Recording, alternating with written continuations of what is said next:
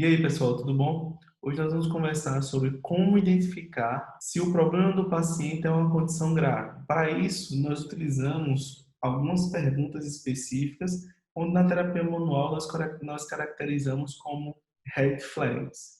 Nós temos também as yellow flags, são as bandeiras amarelas, são condições psicológicas, e as bandeiras vermelhas são condições graves. Então, é uma condição grave onde vai modificar como eu vou avaliar esse paciente, assim como se vai ser possível tratar ou não. Então, dentre as perguntas específicas que eu vou estar conversando com vocês agora, vamos tentar dividir entre lombar, torácica e cervical, ok? Um paciente que apresenta uma dor lombar, que chega no seu consultório, algumas perguntas que devem ser feitas, por exemplo, tossir, espirrar, gera dor na sua coluna? Por que eu tenho que pensar dessa forma? Porque se o paciente que tem dor lombar, ao tossir ou espirrar, gera dor, provavelmente a pressão intratecal ali na coluna, na medula, no disco, está promovendo a compressão. Então, provavelmente uma hérnia de disco pode estar favorecendo a dor dele. O que até agora não delimita uma situação grave, ok? Mas já dá uma ideia. O paciente tem bexiga anormal, bexiga neurogênica, como assim? Ele não consegue urinar ou ele não consegue segurar a urina, assim como as fezes. Então, se ele tem uma alteração dessa inervação muscular que promove a retenção urinária, o controle urinário e o controle fecal, ele provavelmente tem um indício de apresentar síndrome da cauda equina, o que é uma red flag, porque é uma condição de urgência cirúrgica. Outra característica é se o modo de andar do paciente está normal ou anormal, se ele está claudicando, onde a gente tem que relacionar com o exame neurológico para identificar se ele apresenta perda de força, reflexo e sensibilidade. Se ele apresenta perda das três funções, e são as três funções neurais, provavelmente ele tem um comprometimento neural de característica de compressão, onde nós precisamos avaliar melhor esse paciente. Outras condições que nós temos que perguntar a esse paciente é como está a saúde geral.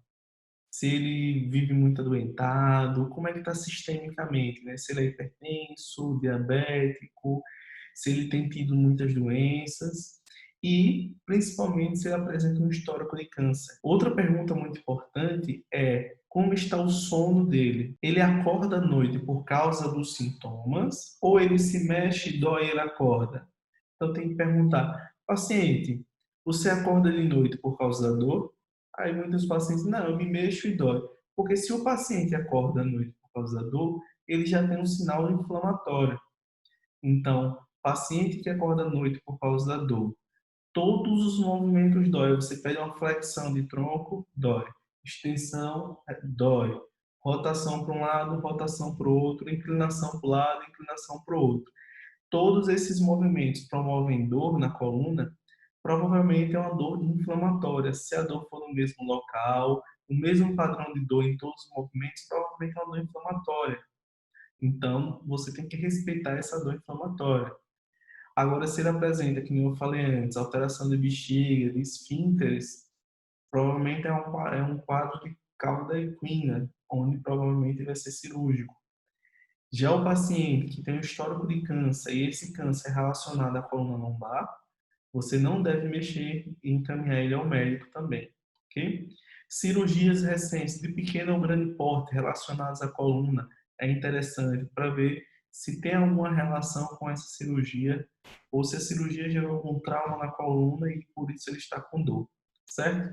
Outra pergunta muito interessante é se apresenta perda inexplicável de peso, porque isso remete, junto com o histórico de câncer, alguma doença sistêmica que ele está perdendo muito peso, onde ele precisa de uma avaliação clínica, ok?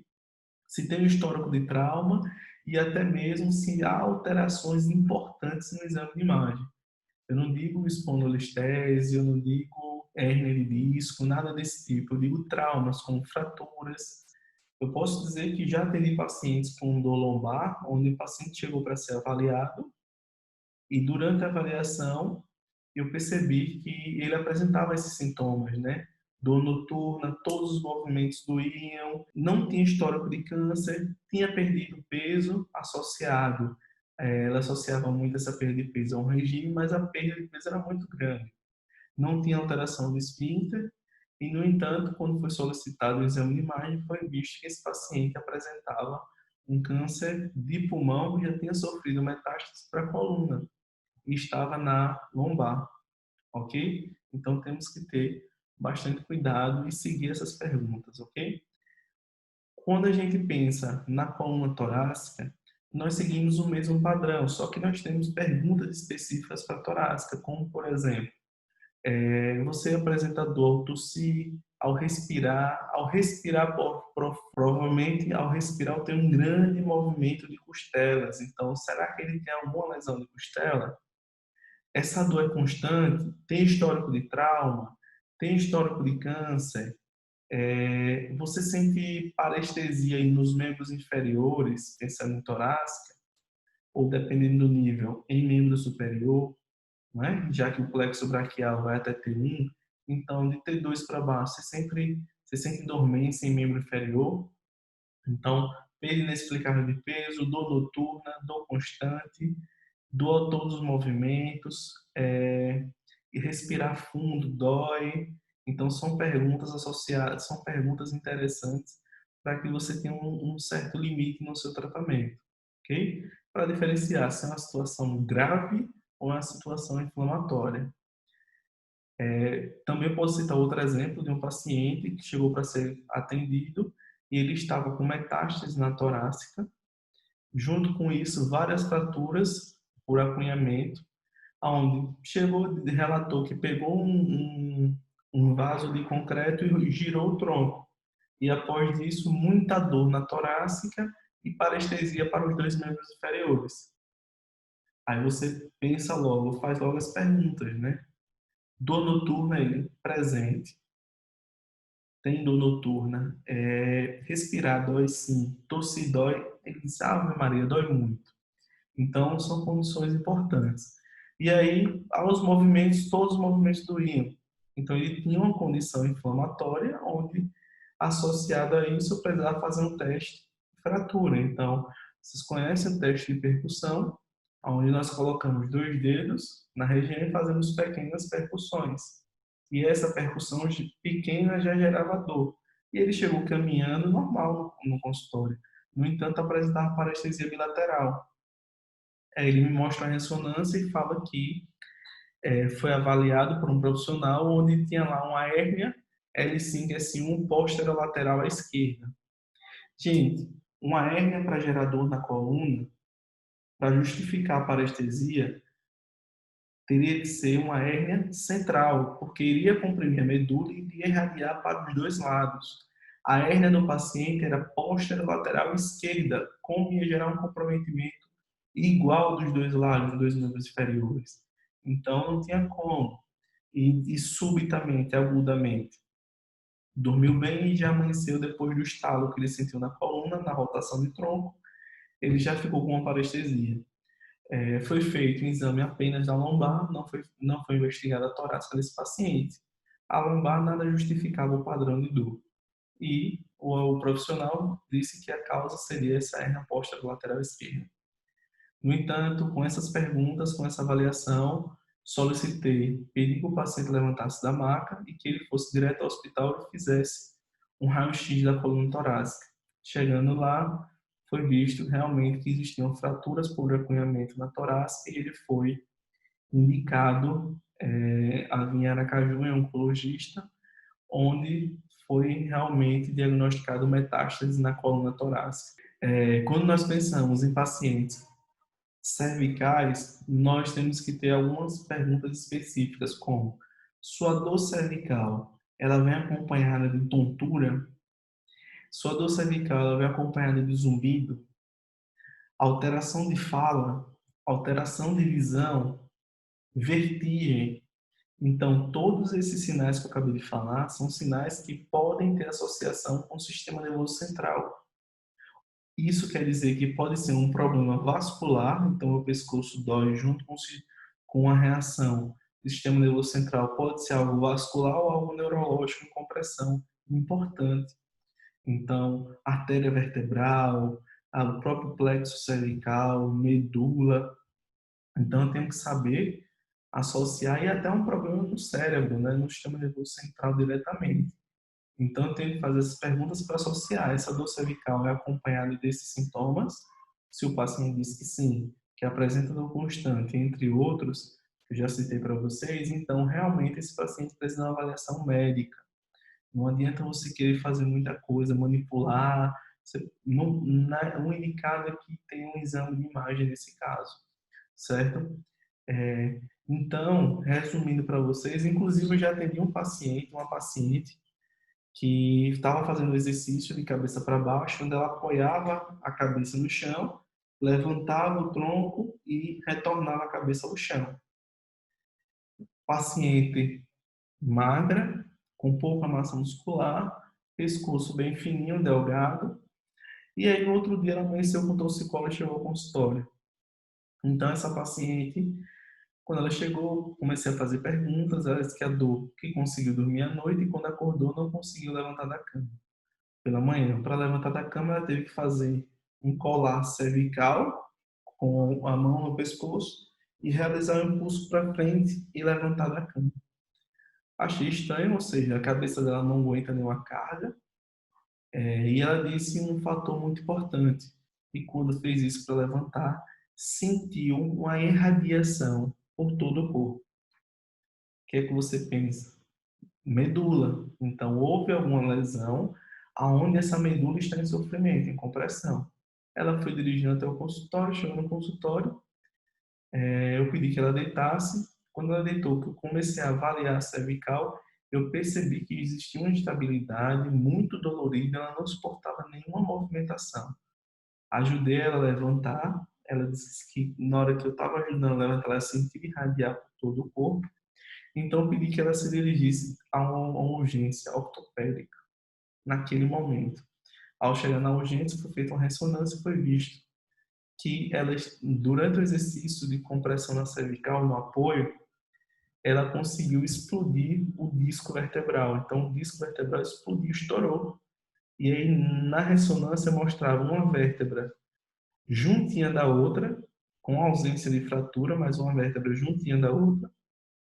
E, ao redor da vértebra, o líquido do disco que tinha saído. Então, foi uma lesão também importante. Ela viajou, foi fazer a cirurgia em Porto Alegre, onde o processo cirúrgico foi bem delicado. Então, chega paciente com red flag. Já recebi paciente com úmero fraturado, uma senhorinha que mentiu para a filha, disse que não tinha caído nem nada, usando tipóia.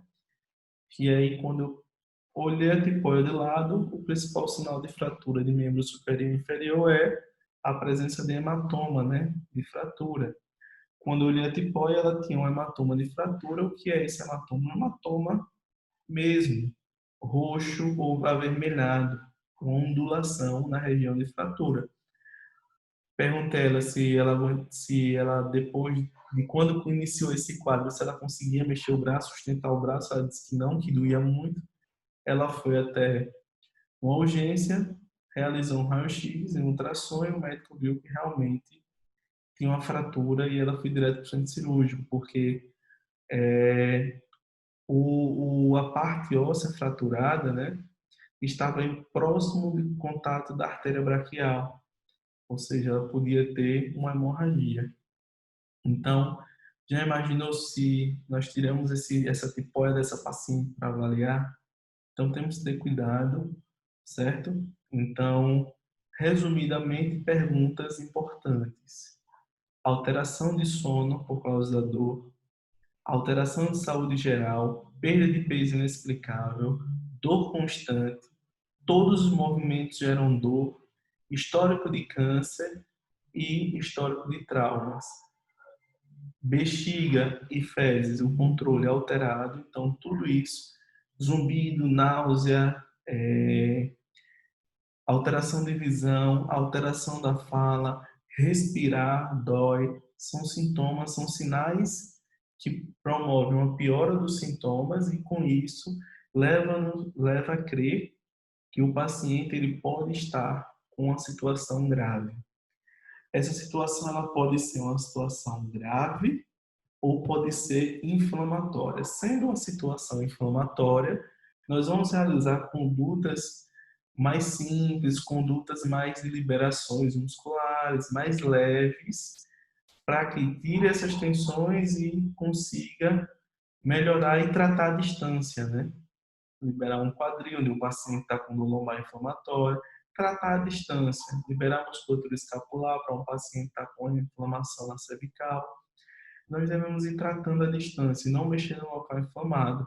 E explicar a ele que a melhora é contínua, pois ele está em quadro inflamatório e precisa que o corpo reaja para que melhore essa inflamação. E muitas das vezes nós precisamos, associado a isso, que ele utilize medicações onde nós encaminhamos ele ao ortopedista para que tenha a melhor orientação sobre o fármaco a ser utilizado.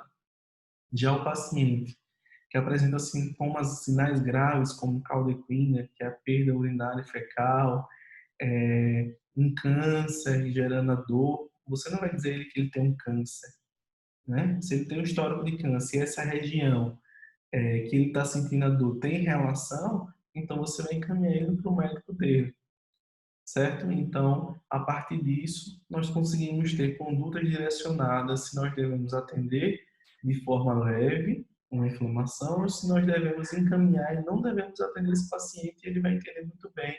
Nós vamos dizer, não posso lhe atender porque você apresenta uma condição grave. Você precisa ser avaliado por um profissional, um clínico, né, um ortopedista, seja lá o que for, ok? Espero ter contribuído para vocês e ter tirado essa dúvida. O questionário eu vou botar aqui no Telegram para vocês, certo, gente? Qualquer dúvida é só falar comigo no privado. Abraço.